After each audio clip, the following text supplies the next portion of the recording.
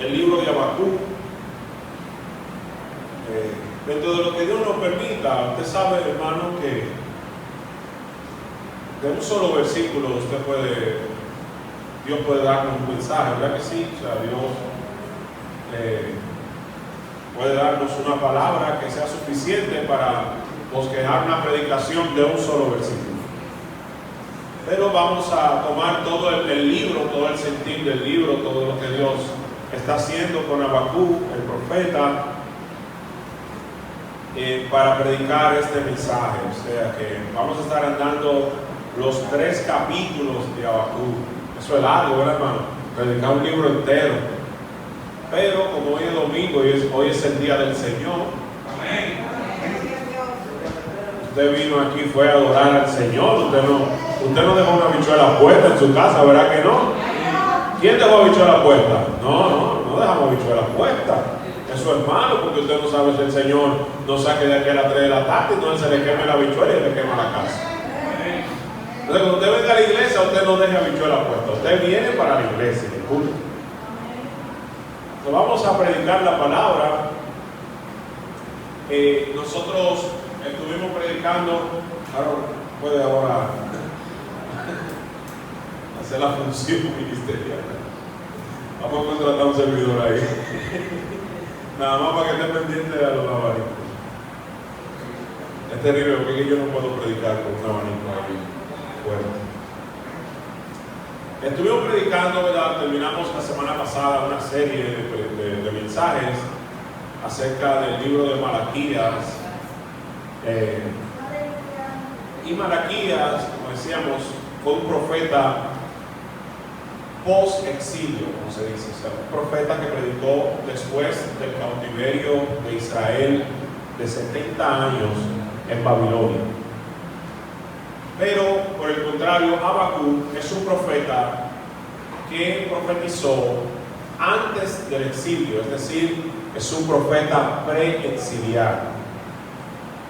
Él predicó justamente antes de que viniera el pueblo, la nación babilónica, el imperio de Babilonia, a llevarse cautivo al pueblo de Israel, o más específicamente al pueblo de Judá, al reino del sur. El pueblo de Israel, usted sabe, y si no sabe, se lo dejo de tarea para que investigue. Yo espero que estas predicaciones, así con tantas informaciones, le estén motivando a usted a investigar más también sobre la palabra del Señor. El pueblo de Israel se había dividido en dos: el reino del norte y el reino del sur. El reino del norte se llamaba Israel, o también en algunos contextos Efraín, y al reino del sur se le llamaba Judá. Ambos en el caso de Efraín y en el caso de Judá, porque eran la tribu en el momento más grande, porque tenían el territorio más grande dentro de la división del reinado. O sea, por eso a una se le llamó Efraín y a la otra se le llamó Judá. Pero al reino del norte se le conoce más como Israel, y Judá, el reino del sur, donde estaba la capital, Jerusalén. O sea, tenía como capital Jerusalén. Entonces, el pueblo de Israel, al momento en el que Habacuc está profetizando, ya había sido llevado cautivo por los asirios. Dentro de las profecías que Dios le había dado, que venía un pueblo del sur, un pueblo del norte, que los iba a llevar cautivos. Ya cuando Habacuc está profetizando, ya el pueblo de Israel había sido llevado cautivo por los asirios. Pero luego se levantó un gran imperio, el imperio babilónico, que había derrotado al imperio de Asiria. Es decir, que ya el pueblo que había sido llevado cautivo por los asirios ya no estaba cautivo por los asirios, sino que estaban cautivos por Babilonia. Y cuando Habacuc escribe, está justamente antes de que venga el juicio de Dios sobre Judá.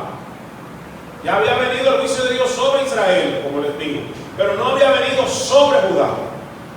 Y Habacuc está viendo en el pueblo, está viendo en la nación, que no han considerado el hecho de que ya Jehová había juzgado a la nación de Israel.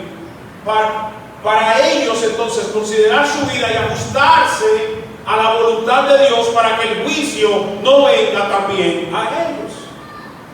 Una acción muy insensata e imprudente de parte del pueblo de Judá. Porque si yo estoy conviviendo con ustedes y veo que por causa de su pecado el juicio viene sobre alguno de ustedes, pues mi deber o mi actitud como cristiano es humillarme delante de la presencia del Señor, arrepentirme delante del Señor, para que el juicio no venga también a mi casa.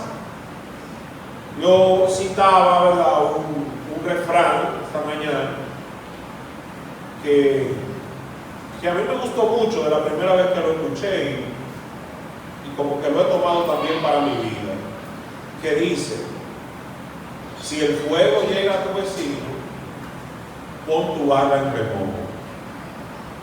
Es decir, que si la casa de tu vecino se está quemando, cuídate porque la tuya se puede quemar también. Ya se había quemado el pueblo vecino de Judá, que era Israel, pero ellos siguieron andando en sus pecados y desobediencia delante del Señor, pretendiendo tal vez que como era la nación levítica, era la nación adoradora del Señor, pretendían tal vez que era una nación a la que no iba a venir los juicios del Señor. Se creían tal vez los hijos favoritos del Señor, los príncipes, los intocables, y el Señor no tiene hijos favoritos. Amén. El Señor no es apoyador de nadie. La misma palabra nos enseña que no tomará a Dios por inocente al culpable.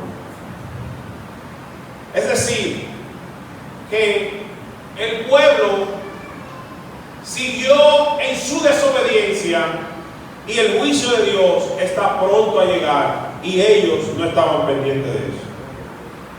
Es en ese momento cuando escribe Habacuc. Es en ese momento cuando Habacuc, viendo la desobediencia que hay en el pueblo, que iba desde los más pequeños hasta los más grandes, porque cuando usted investiga un poco, Habacuc escribe precisamente en el reinado de Joacim.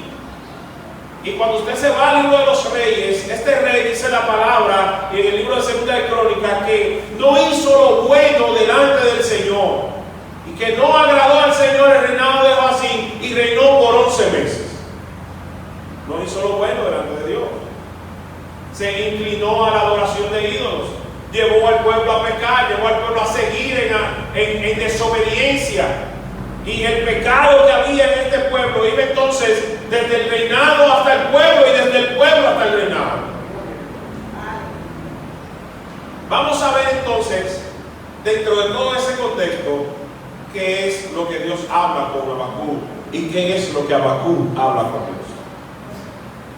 La profecía que vio el profeta Habacuc, estamos en el capítulo 1, versículo 1 de Habacuc.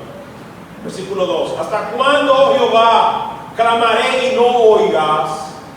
Y daré voces a ti a causa de la violencia y no salvarás. ¿Por qué me haces ver iniquidad y haces que vea molestia? Destrucción y violencia están delante de mí, y pleito y contienda se levantan, por lo cual la ley es debilitada y el juicio no sale según la verdad, por cuanto el impío asedia al justo, por eso sale torcida la justicia. Habacuc le está diciendo a Dios: Dios, ¿hasta cuándo tú vas a ver el pecado de tu pueblo y tú no vas a hacer nada?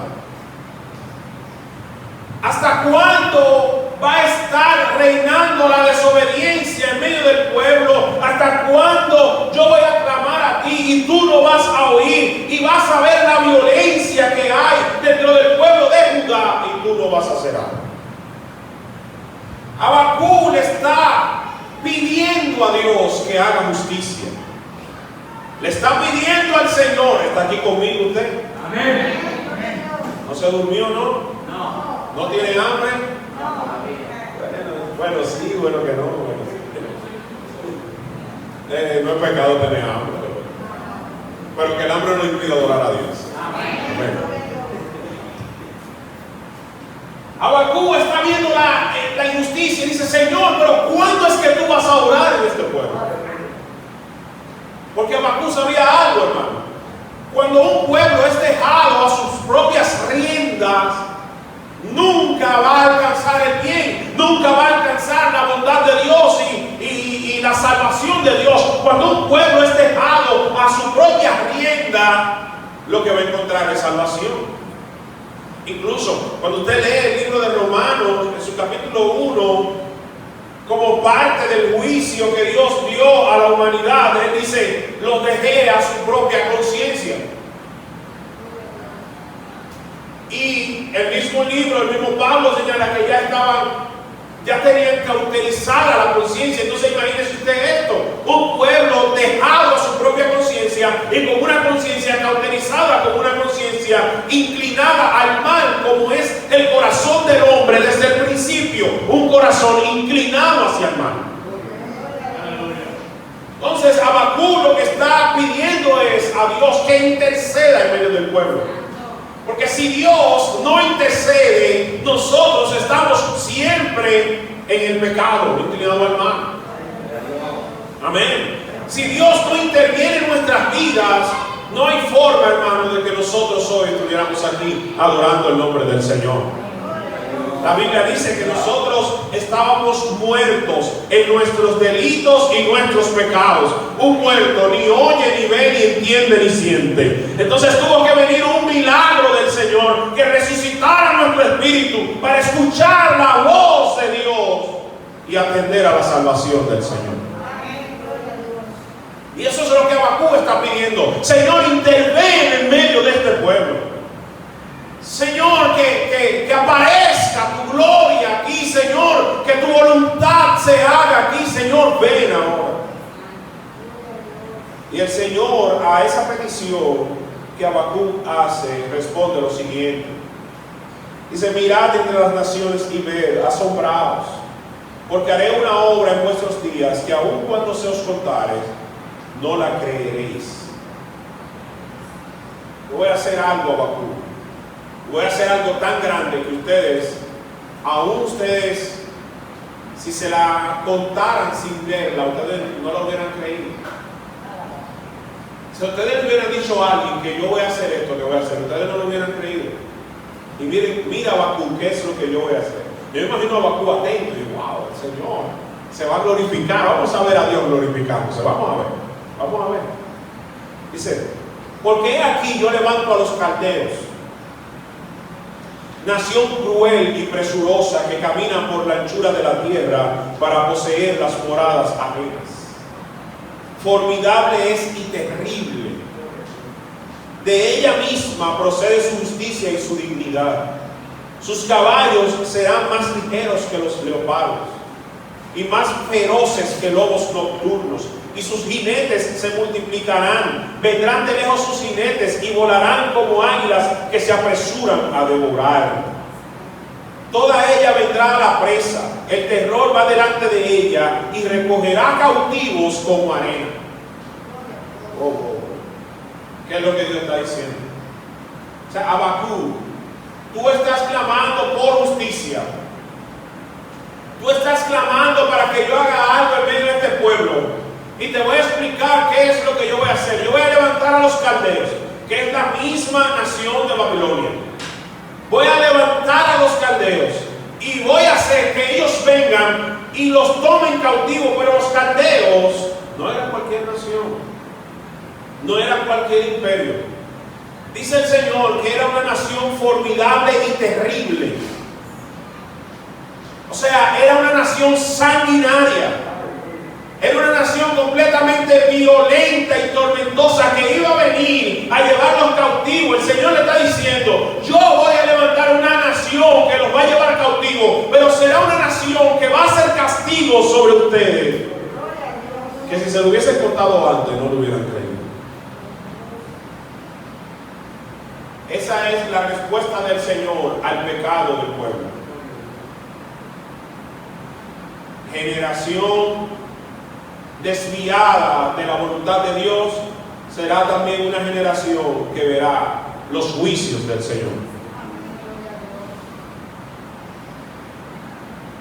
¿Por qué, Señor, no es una nación como los asirios que se llevaron cautivo a Israel? No, porque ustedes vieron el castigo de Israel y siguieron tras sus pecados y desobediencia. Ustedes vieron cómo yo hice Israel y ustedes siguieron igual. Entonces el castigo que va a venir sobre ustedes es mucho mayor que el que había venido sobre el pueblo de Dios. Es tremendo, porque Habacuc está denunciando la corrupción que hay en la nación delante de Dios, y Dios le dice que la corrupción que hay en la nación se va a castigar con la corrupción de una nación más grande y poderosa. Es terrible. Pero ¿qué es lo que estamos predicando hoy? Que no se lo había dicho, pero lo voy a decir. Estamos predicando los propósitos de un Dios soberano. Ese es el tema. Entonces nosotros tenemos que aprender que lo que Dios hace no es conforme a nuestros designios, que lo que Dios hace no es conforme a nuestros pensamientos, que lo que Dios hace no es conforme a nuestro corazón. Lo que Dios hace es conforme a sus propósitos. Alaba lo que Él vive. Y sus propósitos, amado hermano, son soberanos.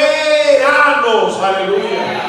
Es decir, que Él hace lo que Él quiera, cuando Él quiera, como Él quiera y con quien Él quiera. Gloria al nombre de Jesús.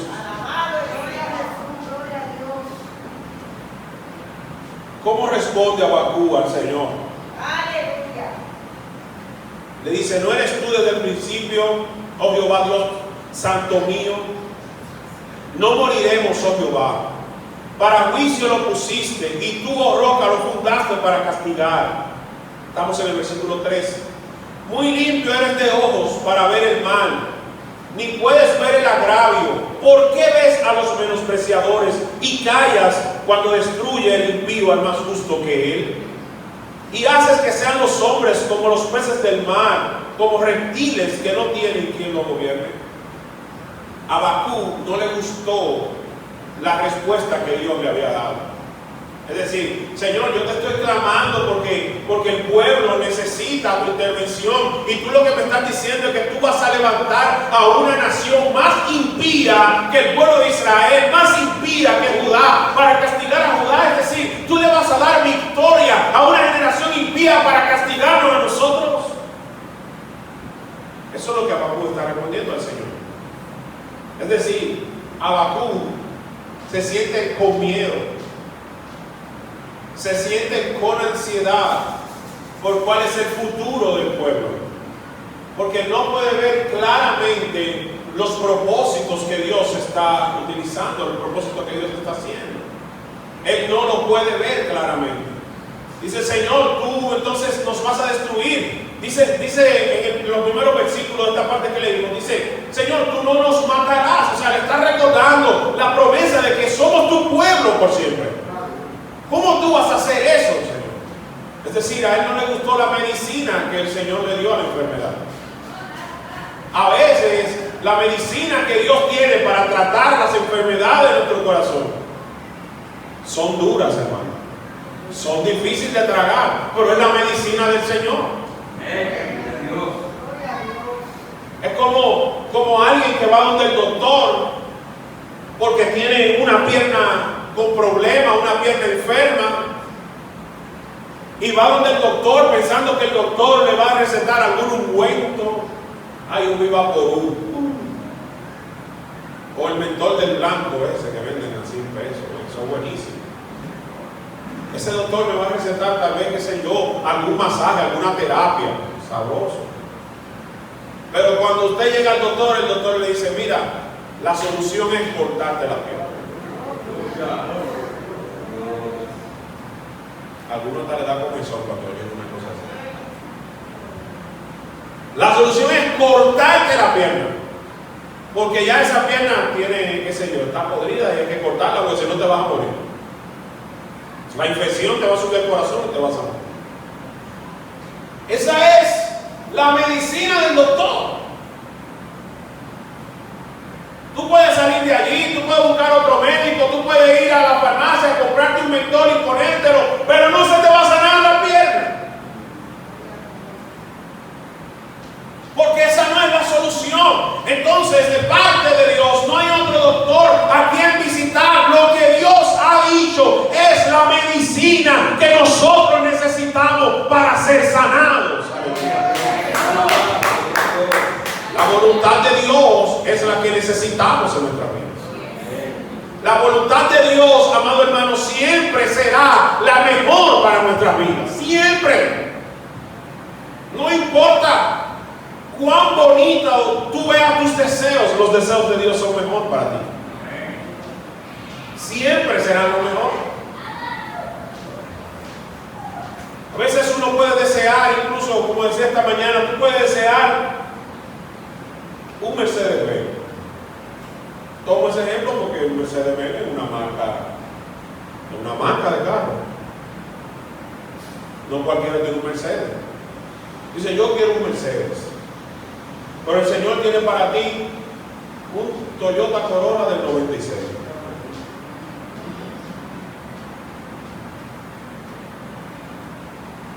Del 96, para que no vaya a pensar, del 96. ¿Cuál tú crees que es mejor para ti? El Toyota. ¿Por qué? Porque es el que Dios quiere para ti. Entonces, no se trata de yo soñar bonito y que Dios se meta en mi sueño. Se trata de yo estar metido dentro de los sueños del Señor. No es que Dios se meta en mis planes porque mis planes son los mejores. No, no, no. Se trata de yo estar dentro de los planes del Señor. Porque el Dios al que nosotros le creemos es un Dios de propósitos. Es un Dios de planes. Es un Dios que ha diseñado para tu vida. Oye bien, amado hermano, para tu vida. Eso es hermoso. Oiga, eso es hermoso, amado hermano. Dios ha diseñado propósitos para mi vida. No solamente porque Dios tiene propósitos con la nación. ¿Cuántos dicen amén? Amén. Dios tiene propósitos con la iglesia. ¿Quién dice amén? Dios tiene propósito con su familia, pero Dios tiene propósito con usted personalmente. Amén. Dios tiene planes contigo. El problema es que nosotros no nos preocupamos por saber cuáles son los propósitos que Dios tiene conmigo. Aleluya.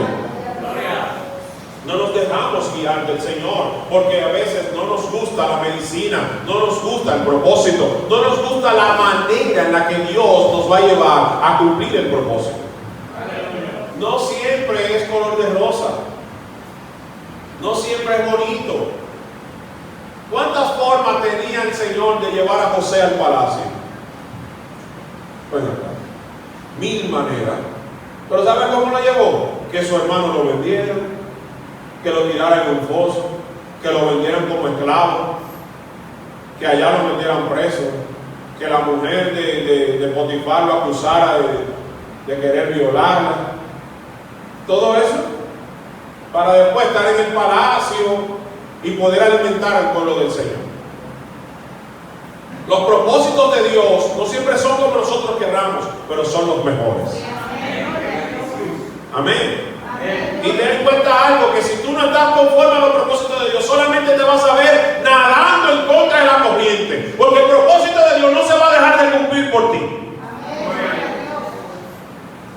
Amén. Habacuc protesta al Señor, dice: Señor, pero ¿por qué tú vas a hacer eso?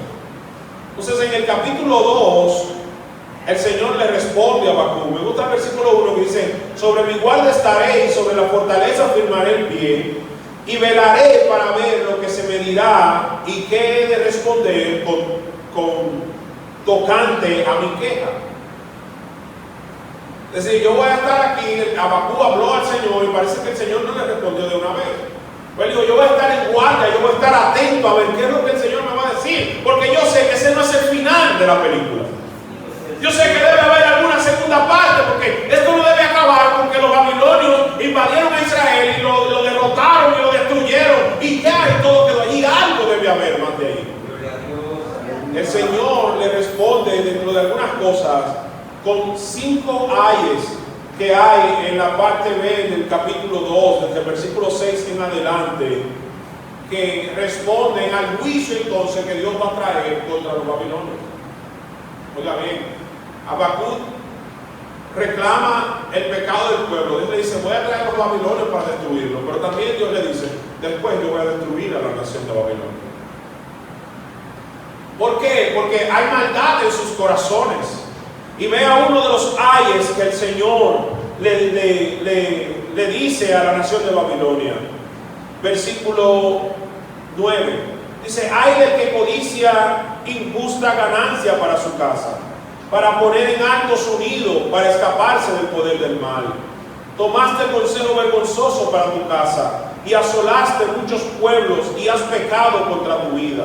Porque la piedra clamará desde el muro y la tabla del enmaderado le responderá. Ay del que edifica la ciudad con sangre y del que funda una ciudad con iniquidad. Ay de aquel. Los ayes del Señor no necesitan que detrás de ellos se diga cuál es el juicio que hay del que ha de venir. Cuando hay un ay del Señor es porque hay un juicio también del Señor. Ay de aquel, ay de aquel, ay de aquel, son ay de lamento, es Dios gritando y diciendo, ay de aquellos que son pecadores, ay de aquellos que desvían su vida tras la desobediencia, ay de aquellos que les dan la espalda a Dios. Son ayes del Señor. Y el Señor está respondiendo a Habacuc con ayes para Babilonia. Está diciendo, no creas que eso va a terminar allí. Porque tú tienes una visión limitada en el propósito. Pero yo tengo toda la extensión del propósito que voy a hacer con el pueblo de Israel. Entonces, cuando Habacuc ve todo esto, en el capítulo 3 le responde de la siguiente manera.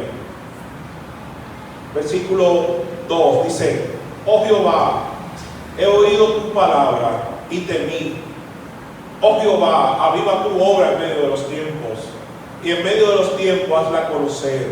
En la ira, acuérdate de la misericordia. El capítulo 3, entonces, es una alabanza de Habacuc a Dios. Todo el capítulo 3. El capítulo 1 empieza con una queja y el capítulo 3 termina con una alabanza. ¡Wow! ¡Qué maravilloso! ¿Por qué? Porque Dios se le reveló a Habacuc. No es pecado preguntarle a Dios. No es pecado quejártele a Dios. No es pecado preguntarle a Dios qué es lo que va a hacer, qué es lo que está haciendo con tu vida. No es pecado eso. Siempre y cuando tú lo estés haciendo en una actitud de humildad, buscando que Dios hable a tu vida, para aceptar entonces la voluntad del Señor. Y eso es lo que ha pasado con Habacuc. Él fue con una queja y luego se quejó de nuevo, pero cuando Dios le ministró, alabó el nombre del Señor, bendijo el nombre del Señor, porque entendió que los propósitos de Dios son mejores que los propósitos que él tenga. Y le dice, Señor, aviva tu obra en medio de los tiempos. Es impresionante eso. Porque lo que Habacuc está dejando dicho allí es, eso que tú me has revelado, eso que ahora yo he entendido que son tus propósitos, Dios soberano, hazlo con prontitud. O sea, y en cualquier momento, Señor, haz tu obra. Nosotros a veces hemos interpretado esto, ¿verdad? Como aviva tu obra, aviva tu iglesia. Bueno, es tal vez una mala interpretación del texto. Pero es aplicable sí cuando queremos que Dios cumpla su propósito en medio nuestro. Conociendo que los propósitos de Dios son los que mantienen mantienen viva su obra en la tierra, sea la iglesia, sea el pueblo de Israel, cualquiera sea el propósito del Señor. Y eso es lo que Habacuc está pidiendo. Señor, haz tu obra, que tu obra sea cumplida. ¿Por qué? Porque tu obra es mejor que la mía. Aleluya. Tus propósitos son mejores que los míos, Señor. Así que haz tu obra prontamente. Dice el versículo 3, que la pastora lo cantaba. Dice: Dios vendrá de Temán y el santo del monte de Parán. Su gloria cubrió los cielos y la tierra se llenó de su alabanza. Y el resplandor fue como una luz, rayos brillantes salían de sus manos, y allí estaba escondido su poder. Es una porción que pareciera como una revelación, alguna visión que tuvo el profeta Habacuc en medio de toda esta intervención. Porque Dios le da esta visión a Habacuc, claro, porque todas las preguntas que uno pueda tener se responden en conocer quién es Dios. Entonces Habacuc está recibiendo una revelación del poder de Dios, está viendo a Dios en su trono, está viendo a Dios con toda su gloria, y eso hace que se vea pequeña toda circunstancia que yo esté viviendo en el momento, porque la gloria de Dios llena toda la tierra. Oh, gloria. Eso es lo que está viendo Habacuc. Dice: tu gloria cubrió los cielos y la tierra se llenó. O sea, es demasiado grande lo que yo estoy viendo. Ya no se compara ni a las pequeñeces de los babilonios, ni a las pequeñeces de Judá. Aleluya.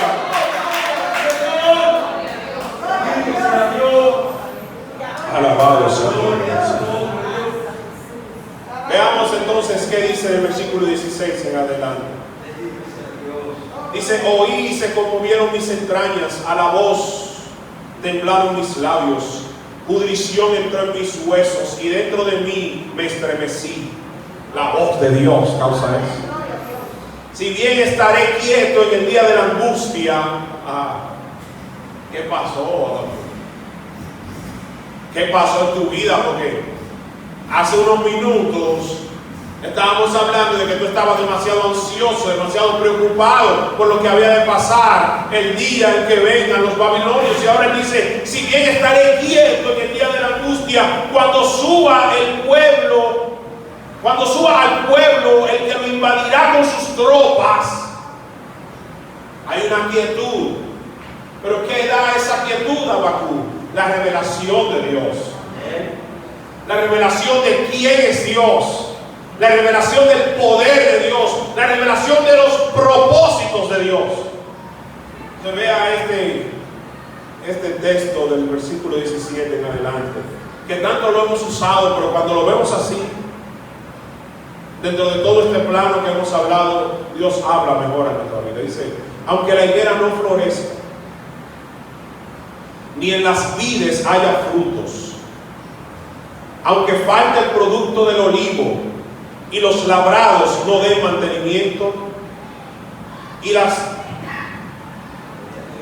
ovejas sean quitadas de la majada, y no haya vaca en los corrales, dice Habacuc, con todo yo me alegraré en Jehová y me gozaré en el Dios de mi salvación. La preocupación se convirtió en gozo. La tristeza se convirtió en alegría.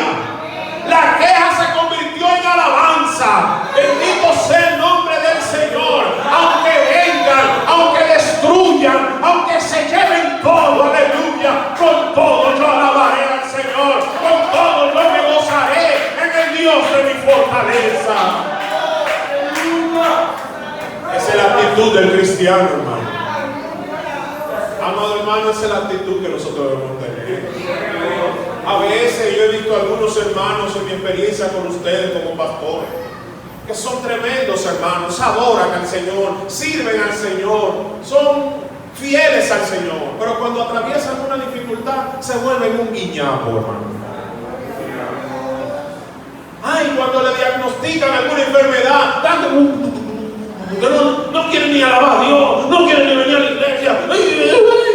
Mi hermano, pero levántate, ay, Marco.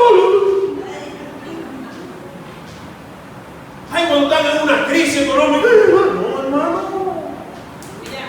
No, esa no es la actitud del cristiano. La actitud del cristiano es aquel que acepta los propósitos de Dios para su vida, acepta la voluntad de Dios y alaba al Señor su Dios en todo tiempo.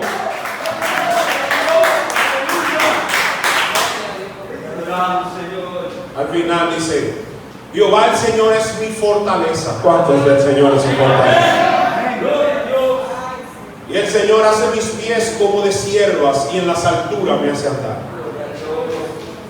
La sierva, que no es la sierva lidia, no, la sierva, que es un animal, una cabra silvestre, como un chivo sin ley. Así es parecida a la sierva. Y es muy mencionada en la Biblia. Es un animal así como medio alebrecadito. Y acostumbra a andar en las montañas. Y acostumbra a andar en montañas rocosas. Oiga bien esto para que cerremos aquí. Acostumbra a andar en montañas rocosas. Montañas difíciles. Y aún así anda con gran habilidad en medio de la montaña, moviéndose, saltando y corriendo. Aún la montaña sea rocosa, aún sea un lugar de muchas piedras, la sierva anda corriendo de aquí para allá bien rápido. Se dice, como el ciervo brama por las corrientes de las aguas. O sea, corre hacia las corrientes cuando tiene sed, corre, no importa, se mueve de un lugar a otro. Y dice aquí, tú que eres mi fortaleza, Señor, harás mis pies como de sierva. Es decir, en medio de las dificultades, como quiera voy a andar. En medio de las piedras, en medio de las rocas, en medio de los momentos difíciles, como quiera voy a caminar. ¿Pero por qué? Porque yo puedo, porque yo soy el don siervo. No, porque tú eres mi fortaleza, Señor. Porque tú eres el Señor de mi fuerza. Porque tú eres el que me hace andar en las alturas. Alabado sea el nombre del Señor. Confiemos en el Señor, hermano. Alabemos al Señor en todo tiempo, que sus propósitos son de un Dios soberano. Vamos a ponernos de pie en esta hora.